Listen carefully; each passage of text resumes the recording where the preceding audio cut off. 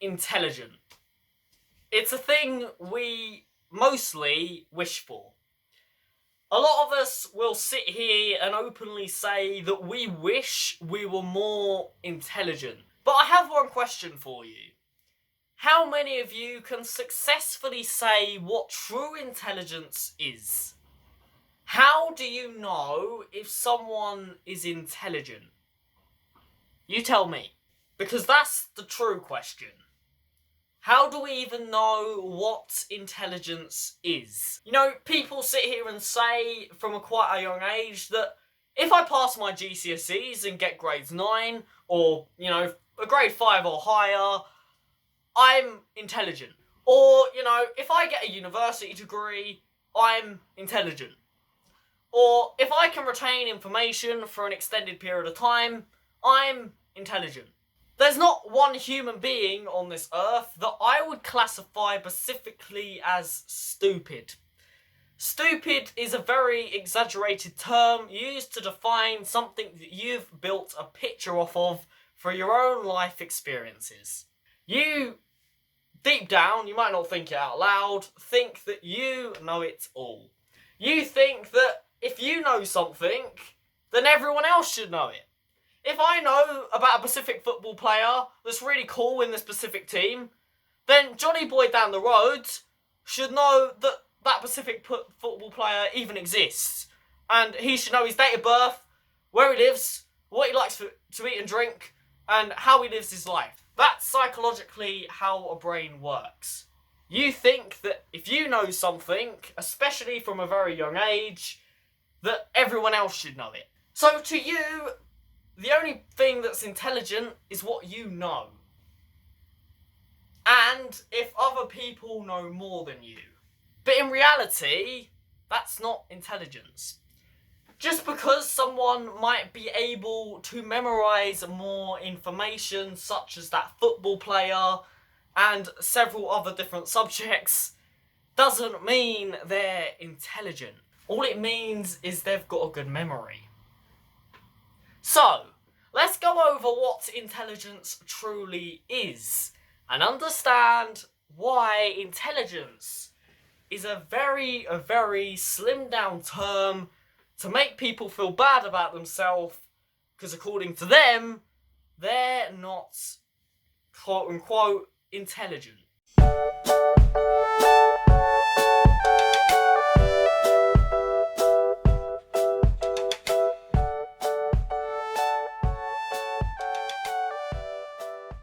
I'm not doing an intro for this video, 1 because I can't be bothered, and 2 because I'm quite enthusiastic about this topic and I kind of just want to get into it. Happy days, like and subscribe. So, I'm going to ask you that one question once again. Are you intelligent? Do you even know what intelligence is? Probably not. There was a lot of the time during my secondary school life, it sounds weird now thinking about the fact that that's in the past, but yes, during my secondary school life, the one thing that used to annoy me more than anything on this planet is the fact that people who got high grades in school, or at least most of them, classified themselves as intelligent just because they had a piece of paper that said 9 on it. When anyone showed me that piece of paper that said 9 on it, I'd be like, you can shove that up your ass, because it doesn't mean anything.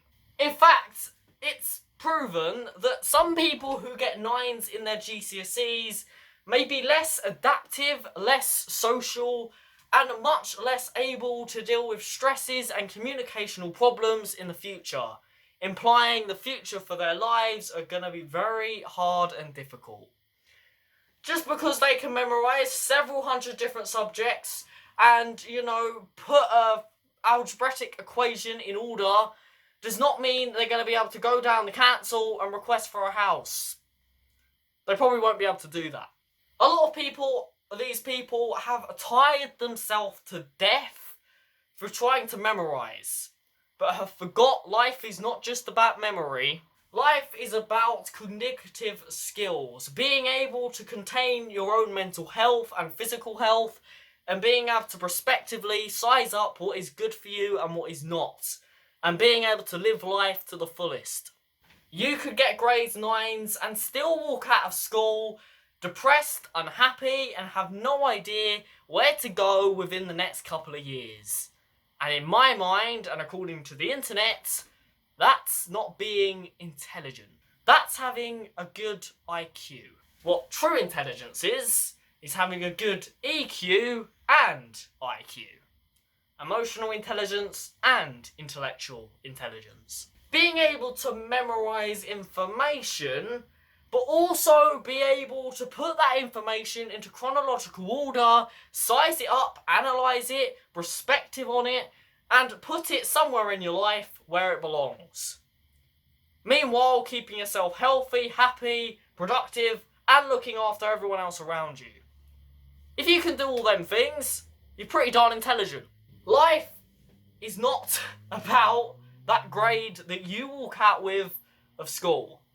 That does not determine whether you are smart. That determines that I can memorise information well, which, don't get me wrong, is a great skill and I wish I had it, but it doesn't mean you're intelligent. Intelligence is developed through experience, through doing things, through going through life and learning the ways and the skills that you need. Learning how to adapt, to change, to challenge, and to socialise. Put all that together to lead to a great life. And the thing is, there's not one human on this earth that is not capable of doing all them things. There's like 1% of the population who generally have severe issues that affect their abilities to do this. But for most of us, we are fully capable of doing all the things I just said. But the thing is, we choose not to. Society gives us an ideal view of what life should be and how we should run it. And sadly, that school, career, 9 to 5 work life is not an intelligent life to live. Most people in 9 to 5 work complain they're depressed, unhappy, and not coping. So what smart decisions did they really make? If the main goal of life is to enjoy it, to experience it, and to come out at the end with no regrets, but you're already at the age of 30 complaining you're unhappy, non-productive, and don't really know where you're going, can you really count yourself as intelligent? Just yet. Can you really say that even if you did get 9s when you walked out of school, that you really made the best decisions for yourself? And that they were intelligent choices? I'm afraid to say not. Now, there is no rule book to life. There is no one way to go. We are all very different and we act very differently. But there are things that intelligent people do, or choose to do, because everyone has intelligence, it's whether you choose to adapt to it, which make the difference. Every single day, you're making decisions which will affect your life very heavily. Every step you make, every communication you take part in, and every place you go will affect you in some way. Intelligence, and the choice of intelligence, is being able to add all that together and be like, am I on the right path and am I doing the right things? And then coming out with it, either making a mistake and knowing how to improve, or succeeding your goal. But not one human on this earth also is fully intelligent to the point where they never make a mistake. We all have areas where we're not so good in. But that's beside the point. The point of this video is to express to you that you're not stupid. You choose to be stupid. Stupidity is not a thing. Stupidity is something you classify yourself as because you are not bothering to go out there and learn, to develop that brain of yours. You're not giving your brain the fuel it needs to go forward and be the best you can be. Being stupid is the definition of not failing, but your body begging you to do more. We are intellectual species. We are made to retain and take in information. And if you're not giving your brain that information, it will start to shut down. And retaining information is a choice. You choose to learn. You choose to grow as a person. You choose to go out into the world and try new things. In the modern day world, they are all choices. And there's not one of them which you should be restricted in, because every single one of them is a human right. So today, I'm setting a challenge for you. I want you to get a piece of paper, either now or after you've watched this video. Draw a line smack bang in the middle of it. On one side, write reasons why I'm intelligent. On the other side, write down reasons why I'm stupid. Write down both of them reasons. Reasons for being intelligent and reasons for being stupid. And have a good old look at each side of it. But what you'll soon realise is that every single one of them things you said you felt stupid about are choices that you could correct or work on to improve, which could then end in that thing being moved to the intelligence side. Do it now, or do it after you've watched this video. It brings you to some realisation. Now, yes, there's definitely things you can't change. You can't change how good your memory is. You can't change how good you are at doing mental maths. But again, that doesn't mean you're stupid. That just means you're not so good in that area. But you might be smart in something completely different, which would bring you your intelligence. We are all able to be intelligent, but the difference is you've got to go and find it. And that's the hard part. And why so many people find themselves thinking they're stupid is because their upbringing was negative. Their parents didn't give them the opportunity to flourish and develop in the way they needed.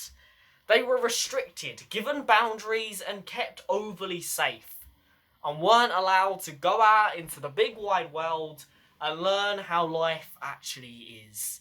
To decide for themselves what their boundaries, what their skills are, and where they really want to go. They were following the path of their dad, who was a builder, for example.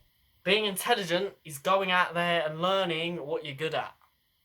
Being intelligent is putting that together to build up a life of happy and success. Now, don't get me wrong, you're not always going to be happy.